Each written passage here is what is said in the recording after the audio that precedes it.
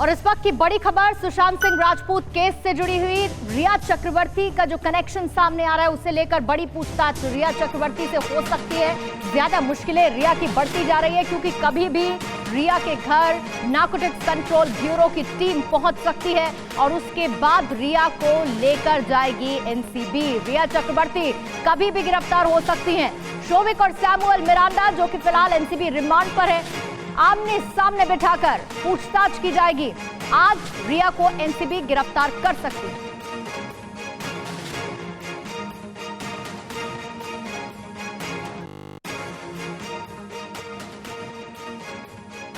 Sushant Singh Rajput suicide मामले को करीब 2.5 महीने से ज्यादा का वक्त गुजर चुका है। इस केस को सुलझाने में जुटी 3 एजेंसियां ईडी, सीबीआई और एनसीबी हर दिन केस में नई पड़ताल में जुटी हैं।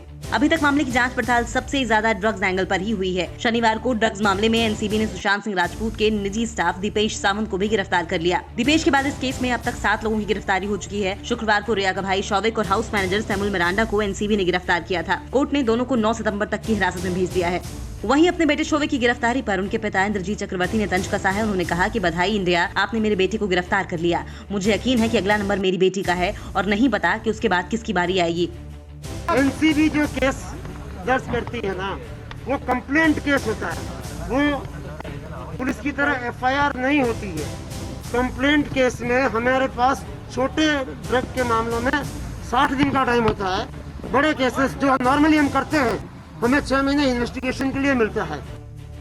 आज एनसीबी रिया चक्रवर्ती और शौविक को आमने सामने बिठाकर पूछताछ करेगी। इस पूछताछ में कई ऐसे खुलासे भी हो सकते हैं जो केस की तह तक जाने में एजेंसियों की मदद करेंगे। सवाल ये उठता है कि क्या अब रिया की गिरफ्तारी की बारी है, क्योंकि ड्रग तस्करों की गिरफ्तारी के बाद एक एक कर रिया के करीबियों पर एनसीबी शिकंजा कस रही है। क्या रिया की होगी गिरफ्तारी? व्हाट्सएप चैट से खुलासा हुआ है कि रिया ने वैसे ड्रग्स खरीदे जो नारकोटिक्स एक्ट के तहत प्रतिबंधित हैं। रिया ने कई बार शौविक से भी ड्रग्स मंगवाया। यही वजह है कि अब रिया चक्रवर्ती की मुश्किलें आने वाले समय में और बढ़ सकती हैं। वैसे भी रिया मामले की शुरुआत से ही शक के दायरे में है। बताया जा रहा है कि एनसीबी के सामने शौविक ने खुलासा किया है कि रिया के कहने पर उसने ड्रग्स खरीदा। इतना ही नहीं, लॉकडाउन में ड्रग्स का 1 महीने का स्टॉक भी जमा किया गया। रिया पर ड्रग्स लेने, खरीदने, सप्लाई करने के भी आरोप हैं। रिया की श्रुति और मिरांडा के साथ सामने आई चैट में भी उनकी गिरफ्तारी के लिए अहम सबूत मिले हैं।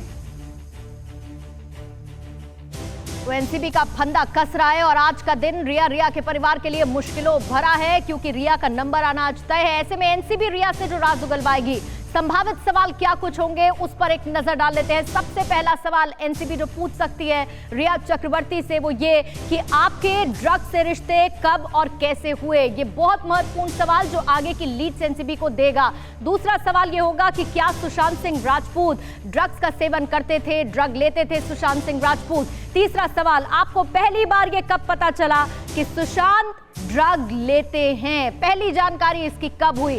चौथा सवाल, क्या आपने उन्हें ड्रग लेने से कभी रोकने की कोशिश की कि वो ड्रग ना लें। पांचवा सवाल, क्या आप भी उनके साथ ड्रग का सेवन करती थी, ड्रग एडिक्ट क्या आप भी थी। सवाल फिर ये होगा कि क्या आप सुशांत के लिए ड्रग्स मंगवाती थी, क्योंकि इस सवाल से जुड़े कई लीड्स एनसीबी को मिले हैं।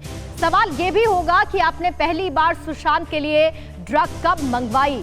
फिर उसके बाद महत्वपूर्ण सवाल होगा कि शोविक और मिरांडा कब से इस धंधे से जुड़े हैं, कब से ड्रग पेडलर्स से उनके रिश्ते हैं, कब से वो ड्रग मंगवाते हैं। फिर 9वां सवाल होगा, क्या आप तीनों ने बाहर भी किसी को ड्रग सप्लाई की है, मंगवाकर क्या ड्रग किसी को पहुंचवाई है। और उसके बाद 10वां सवाल, क्या ये सही है कि लॉकडाउन के दौरान आप लोगों ने काफी सारे ड्रग्स खरीदे, उनकी परचेज की और ड्रग का इस्तेमाल ज्यादा किया, यानी कि ड्रग का सेवन ज्यादा किया। ये वो तमाम सवाल जो एनसीबी रिया चक्रवर्ती के सामने आज रखने वाली है। इन तमाम सवालों के साथ इस वक्त की एक और बड़ी खबर आपको बता दें, क्योंकि देश में कोरोना की रफ्तार तेजी के साथ बढ़ रही है। तो पहली बार 24 घंटे में 90,000 नए केस सामने आए हैं।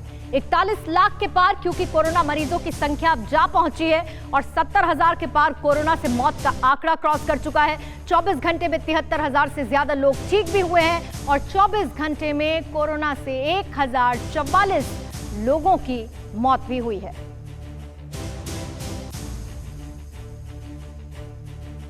कोरोना का संकट अपनी जगह तो है ही, लॉकडाउन ने हालात और ज्यादा बिगाड़ दिए हैं। उत्तर प्रदेश के नोएडा में हालात ये है कि मार्च के बाद सुइसाइड, आत्महत्या करने वालों की तादाद अचानक से बढ़ चुकी है। आप ये रिपोर्ट देखिए और ये समझिए कि स्थिति कितनी भयावह है। 6 अगस्त को 48 साल के धर्मदत्त भट्ट ने नोएडा सेक्टर 82 में अपने फ्लैट में सुसाइड कर लिया। भट्ट एक IT कंपनी के साथ काम करते थे। मार्च में उन्हें इस्तीफे के लिए कह दिया गया। लॉकडाउन के दौरान कहीं नौकरी नहीं मिली, हताश होकर उन्होंने अपनी जिंदगी खत्म कर ली। पिछले एक हफ्ते में अकेले नोएडा में 8 लोगों ने सुसाइड किया। इनमें 6 पुरुष और 2 महिलाएं शामिल हैं। सुसाइड के कई तरह के कारण सामने आए, लेकिन सबसे बड़ी वजह नौकरी का छूट जाना और आर्थिक तंगी ही रही। मार्च में लॉकडाउन के बाद नोएडा में सुसाइड के आंकड़ों में बढ़ोतरी देखने को मिली। अप्रैल में 24 मई से जून तक 34 और जुलाई और अगस्त में सुसाइड के 30 और 26 मामले दर्ज किए गए। अधिकांश लोग रोजगार को लेकर परेशान थे। आर्थिक तंगी की वजह से घर में कलेश होता है। आदमी घर से बाहर निकलता है, सुबह निकलता है, शाम को घर जाता है, कुछ नहीं मिलता। रोड पर काम ढूंढने आते हैं, काम नहीं मिलता है। आखिरकार कहाँ जाया जाए? तो आत्महत्या करने की यही वजह है। सरकार इस पर ध्यान दे। लॉकडाउन की वजह से 32 वर्षीय जयप्रकाश पंवर का काम एकदम ठप हो गया। वे बिजली मिस्त्री का काम करते थे। 24 वर्षीय फूलन सिंह ने नोएडा हबीबपुर गांव में अपने किराए के घर में फांसी लगा ली। अब टैक्सी की EMI भी नहीं भर पा रहा हूँ, बहुत ज़्यादा परेशान हूँ। क्या बताऊँ, कभी कभी मैम दिल करता है कि कभी फांसी खा के सुसाइड करके मर जाऊँ, लेकिन क्या करूँ मैं, मजबूरी है, घर फैमिली है, नहीं माँ की दवा, भाई की पढ़ाई की लिखाई खर्चा, मैं बहुत ज़्यादा परेशान हूँ और काम काज मार्केट में बिल्कुल है नहीं।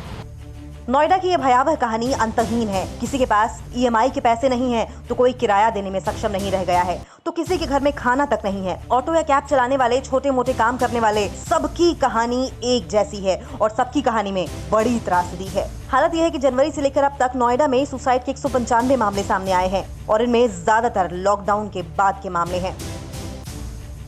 न्यूज़ टॉप 9 रोज सुबह 7 बजे और शाम 7 बजे सिर्फ TV9 भारतवर्ष पर।